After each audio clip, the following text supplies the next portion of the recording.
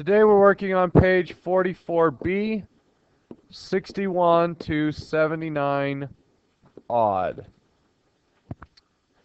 And we're going to be doing something that seems quite strange, but chances are there will be a problem that deals with this kind of in an indirect way on the final. There was one last year on the final. And what we're going to do is called U substitution. We take an equation that's complicated and we turn it into an easier equation and solve the easy equation and then bring the complicated part back in. So essentially, instead of attacking the entire problem, we treat it as two separate problems, as a quadratic plus something else, and we eliminate everything but the quadratic, solve the quadratic, and then reintroduce the other stuff. So it's essentially breaking it into two pieces and solving the pieces separately instead of trying to solve the entire thing straight out. And you might be able to look at it and solve the entire thing. So if you turn to page 44, and this isn't difficult, it's really not that bad. It is going to get more difficult later on. So this is supposed to be review, but you've never seen U substitution before. So what I have here is,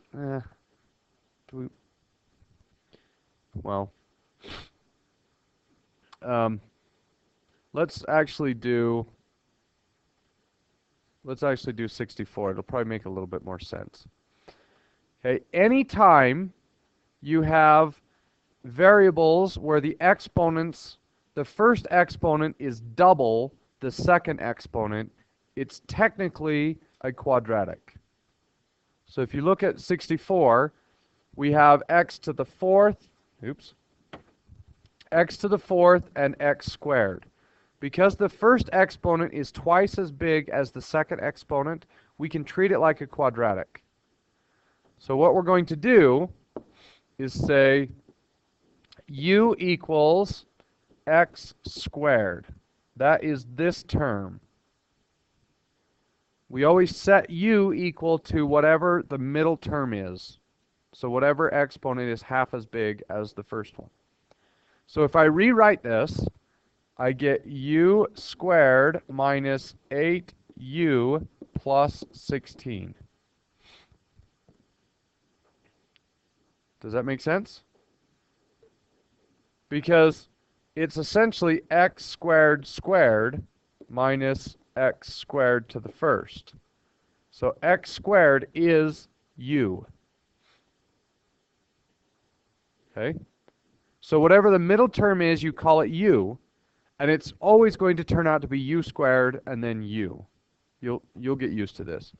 So if I factor that, are there factors of 16 that add to be negative 8? U minus 4 and u minus 4. So the roots of the quadratic are u equals 4 and 4 again, but we don't need both of them, we just need one. But u is equal to x squared.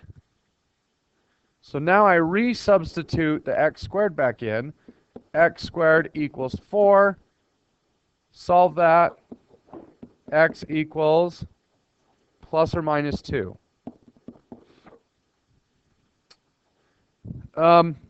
And there is a chance today you're going to need to plug that back in and see if it works, because some of these exponents are fractions, and fraction exponents are really just square roots. But in this case, is plugging in 2 or negative 2 going to be a problem? Am I allowed to put positives and negatives in there? Yes, you are. Okay, now we can go back to 62. So in this case, is the first exponent twice as big as the second exponent? Yes, so u is going to equal x to the 1/4. Got it? Which means I have u squared minus 2u equals 0. How do I factor that? Pull out a u. So u times u minus 2 equals 0. So u is equal to 0 and 2. Okay, but u is x to the 1/4. So x to the 1/4 equals 0, and x to the 1/4 equals 2. And remember, x to the 1/4 is really the fourth root of x. So the fourth root of x equals 0 or 2. How do I solve those? Raise it to the fourth. So x is equal to 0 or 16. And because this has square roots in it, I need to plug it back in and make sure that it works. Am I okay plugging zeros or 16s in there? Yes, so both of those are answers. Now, you might say, I can factor that without the u substitution, but we're going to be doing more complicated u substitution later on. This is just a refresher on how u substitution works, and you've never seen it before. So please use the u substitution. Even if you could figure it out another way, you need to know how to do u substitution because it's going to show up later. And when you get to calculus, u substitution is used all the time in much more complicated ways. In fact, a lot of the problems can't be solved unless you do u substitution. At least I never figured out how to do it. Okay, so 68. I will in a minute. U equals, what is u going to equal in 68? It's always the variable that's in the middle term. If it's not the variable in the middle term, it's not going to work. So it has to be the middle term. So 1 minus y. So I have 2u squared plus 5u minus 12. How do I factor this?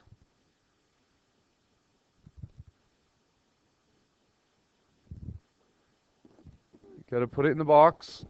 This one has a leading coefficient, so I have to use the box, unless you know another way, but the other way is a lot harder. So 2u squared and negative 12. Now what? Multiply those together. Negative 24u squared. Are there factors of negative 24 that add to be 5? 8u and negative 3u. I can pull out a 2u on the top row, which gives me u plus 4. And u times negative 3 is negative 3u.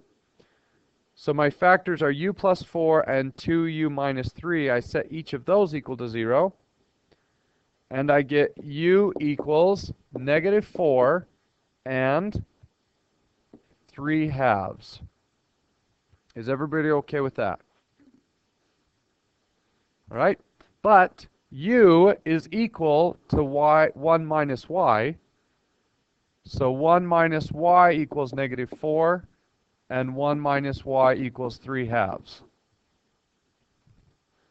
Subtract 1, negative y equals negative 5, and change the sign. So y equals 5. Subtract the 1. What is 3/2 minus 1? So 3/2 would be 1.5. What is 1.5 minus 1? 1/2. So negative y equals 1/2. Change the sign, and I get negative 1/2. Do I need to worry about plugging these back in? Do I have any square roots? No. So that one's not a problem here. Okay, what one did you want me to look at?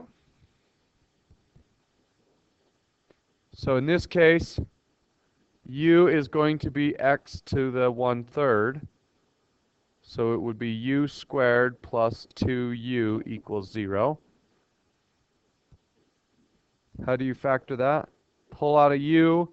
So one of them will be 0 and one of them will be negative 2. And then set that equal to this and solve it. Do I need to worry about plugging it back in? It's a fractional exponent, which means there's a root, but in this case, it's a third root. That's the denominator. Third roots don't care about negatives. So you don't need to worry about plugging that back in. The only time you need to plug it back in is when the denominator of an exponent is even. Square roots, fourth roots, sixth roots, and so on. Yes? Oh, sorry.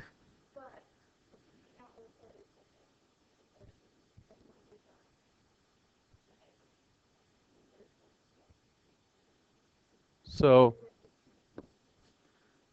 because, oh, I see what the problem is. So x to the third squared is x to the 2/3. Well, whenever you raise an exponent to an exponent, you multiply them. So if the first, and I guess I didn't explain this very well, if the first exponent is twice as big as the second exponent, it will always work. That is sort of the definition of a quadratic. The first exponent is twice as big as the second. And the middle exponent is going to be your u term. So because this is twice as big as that, this becomes u, and that will become u squared. And that's just going to be the pattern every single time. Even if you look at number 70, the exponents are negative, but we don't care. We say u, well, let's not use u. Let's say x in this case. X is equal to u to the negative 1. So this quadratic will be 2x squared plus 5x minus 12. Isn't that the same that we just did? Did we just do that one?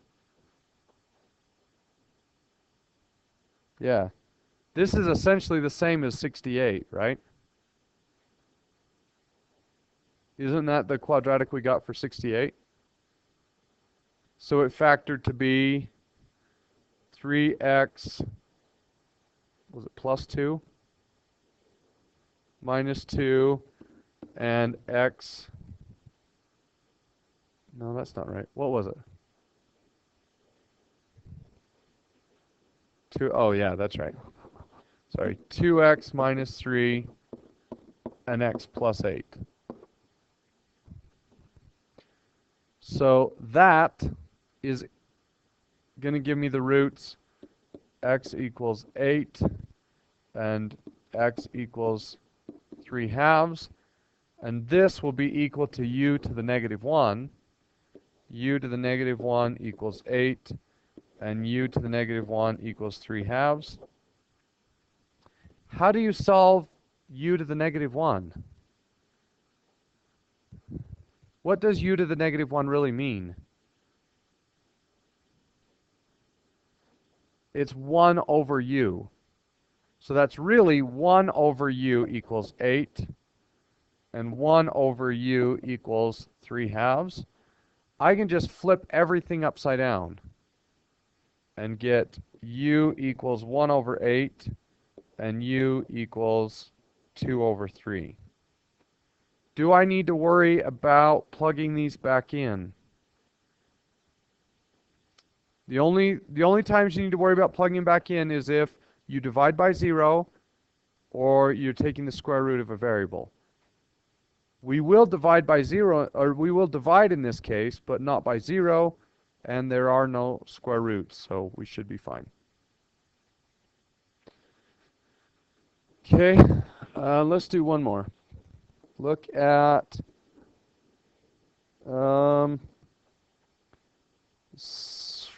maybe we'll do two more.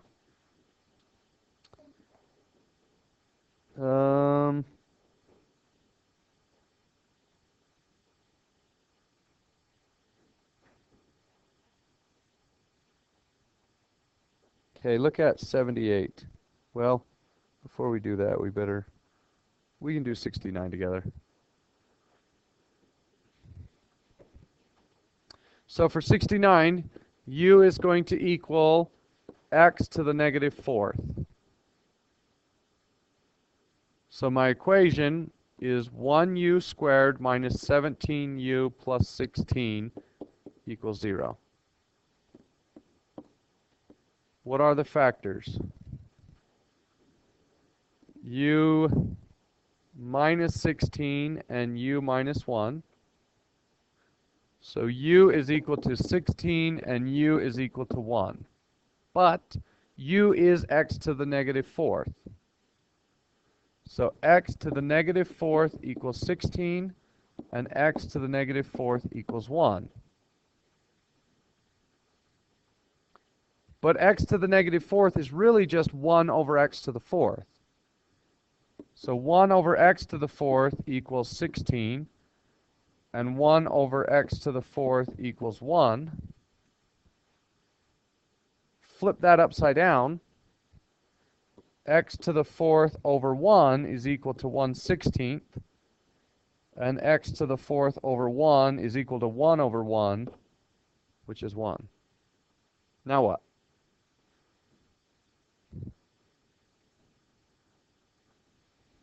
Fourth root. What is the fourth root of 16? What times itself times itself times itself is 1/16? Well, it's 1 over 2. 2 to the fourth is 16. So in this case, it's 1/2. Do I need a plus or minus? Yes. Why? It's an even root. So plus or minus 1/2. And on the other side, if I take the fourth root, I get plus or minus 1. So this one turns out to have 4 answers. And actually, if you graph it, it really has 8 answers because every root is a duplicate root. It's an x to the 8th, so it has to have 8 answers. And if you graph it, it would bounce off each one of those.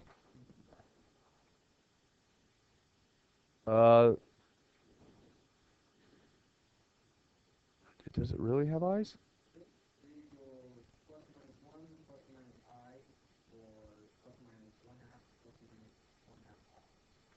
Oh, what did I miss? What did I overlook?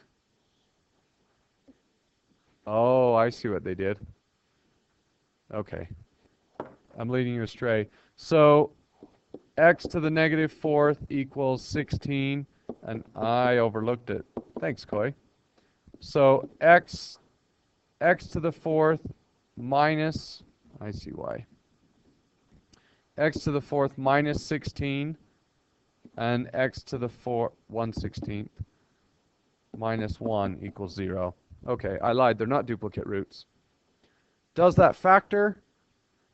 Well, it's x squared minus 1/4 and x squared plus 1/4. And then x squared minus 1 and x squared plus 1. Now, this turns into x minus 1/2, x plus 1/2, and that is x minus 1/2 I and x plus 1/2 I. I would have got this wrong. And then x minus 1, x plus 1, x minus I, and x plus I.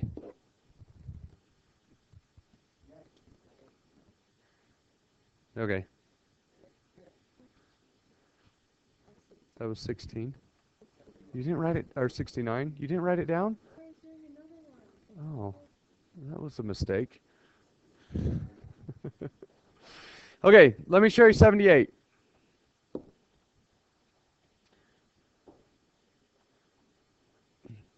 So for 78, 1 over x plus 1 is going to be u.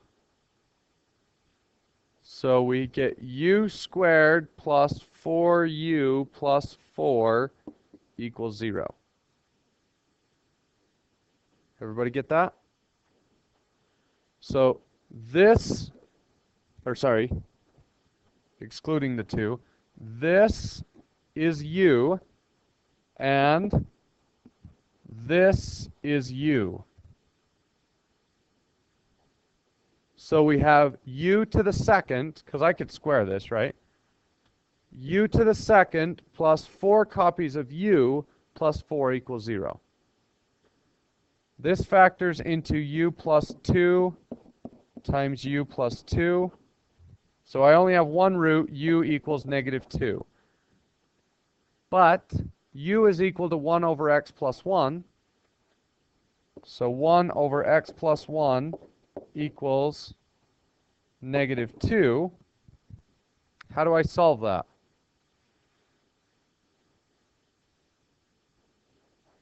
You could times by x plus 1, or you could cross multiply, or you could flip it upside down.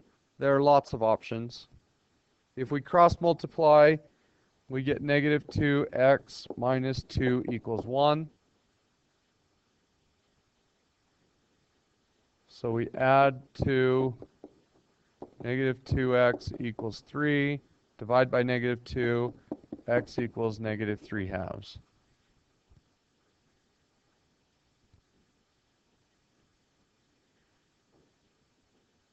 Okay? Looks like fun, huh? Crying is allowed, yes. No. All right. Good luck.